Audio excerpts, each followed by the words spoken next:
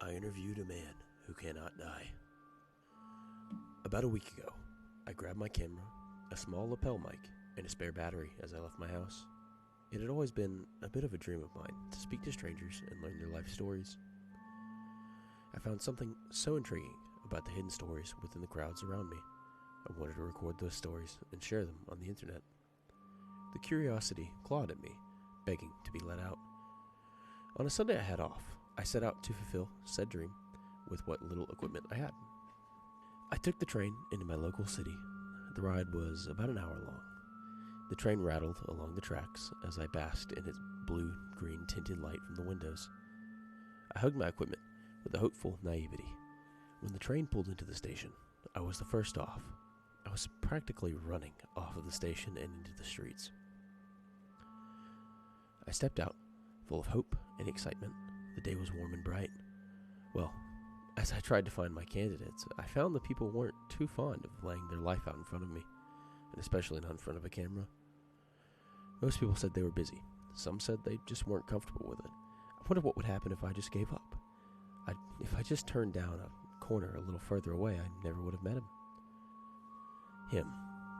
He was sitting in front of a closed storefront without a sign, cup, or hat to collect money from those who pitied him. He just sat and watched the people pass. He was haggard and wore little more than rags layered over rags. Beneath the layers of the tattered coats, his skin was cracked and wrinkled. Dirt worked its way into every fold of his leathery skin. His ethnicity was wholly untraceable and ambiguous. You could stare at him for an hour and come to a conclusion on his background and then have the decision shaken when you turn your gaze back upon him. His hair was long, black, and thick with grease. There was some unidentifiable factor about him that drew me in. He seemed to be marked with an air of intrigue, and as I would find out, long-carried misery. When I approached him, he kept his head to the pavement. Despite the lack of proof to back it up, I was struck with the feeling that he was watching me, if not with his eyes, then by some other sense of his.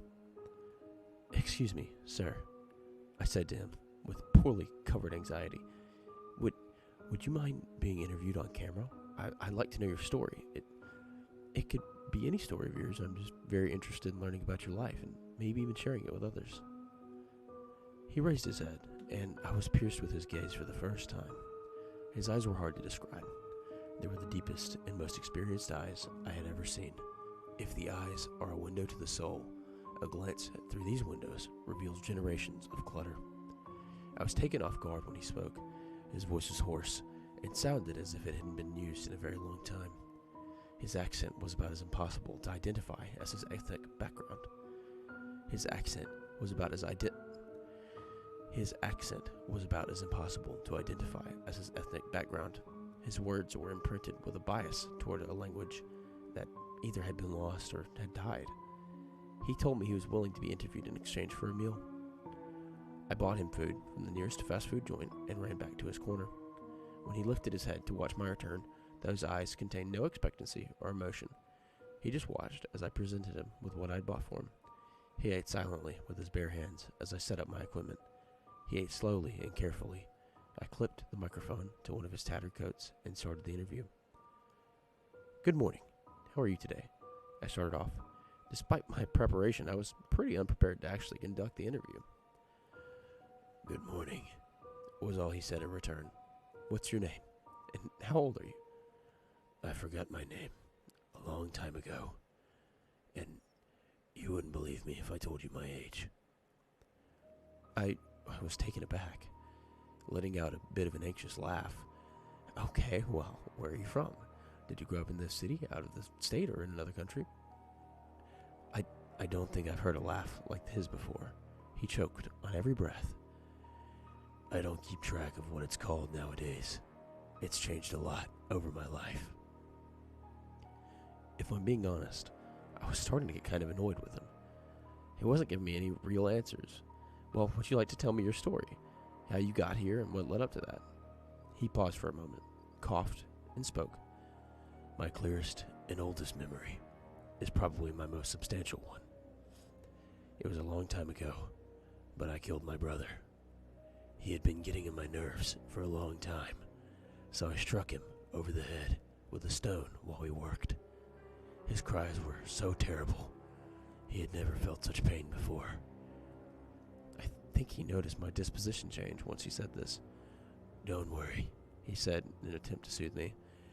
"I have been duly punished 1,000-fold. Since that day," he continued, "I have been marked. Not a physical mark." He cackled as he saw my eyes search him. "I'm marked by misery. The very fabric of the world around me drags me in such a way I cannot die, but I cannot exactly live. I just wander. I am manifestly incapable of working. Nobody accepts me to work, and I can never seem to grip any kind of tool without it slipping out of my hands. I used to be a great farmhand when I still had my brother, you know.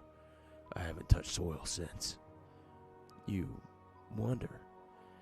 "I've never been to the same place twice. I walk to some town or city, and I beg until somebody speaks to me. Once that seal is broken, I leave, and I don't come back. I'll leave once we're done with this interview." "Where have you been?" "Everywhere." "Everywhere?" "I've had a lot of time to roam the earth." He shook his coats in layers of dust that leapt up and floated down to the pavement. "So much time." "How long? Don't say I won't believe you." "I haven't counted. Time doesn't mean much to me anymore.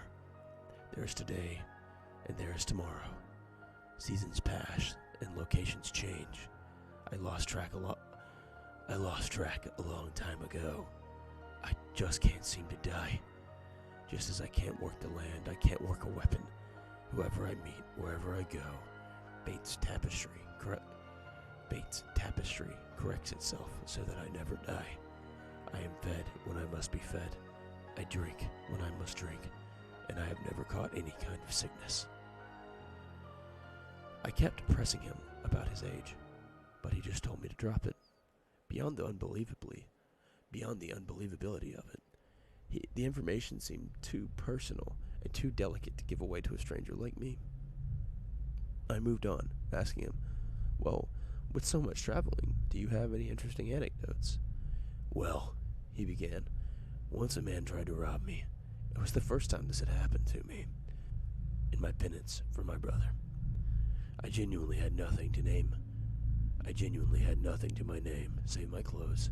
The same is true throughout my life. He was irate and started swinging a knife at me. I guess this is the first time that I really understood the nature of my punishment. Every slash missed me. The assault ended when a slash missed and the blade sunk into his own side. I don't know what happened after that, but it's been pretty consistent.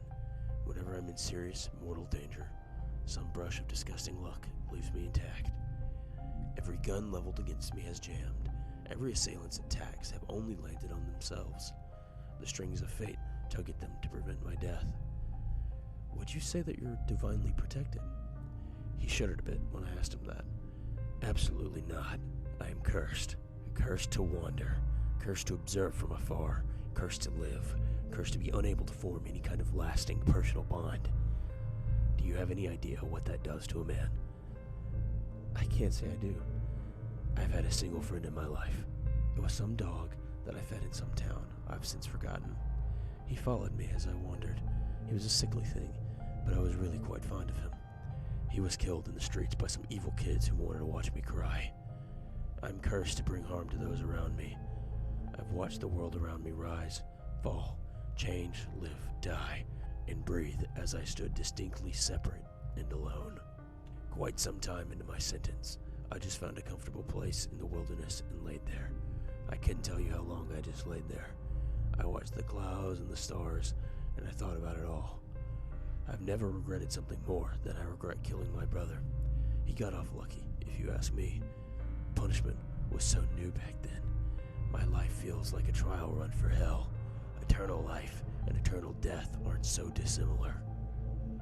I had no idea how to respond to the guy. This was so far from what I wanted to get out of the interview. I thought I could just find someone with fun anecdotes from their early days, a tragic twist in their life, and a heartwarming message to keep trying your best. This just sucked, plain and simple.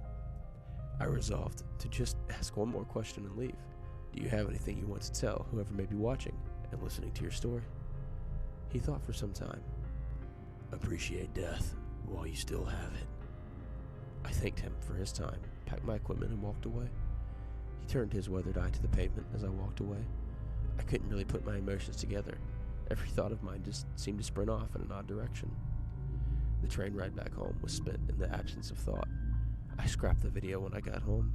I just couldn't bring myself to revisit the footage. The only reason I'm still writing about this here is so that I can get it off my chest. Appreciate death while you still have it.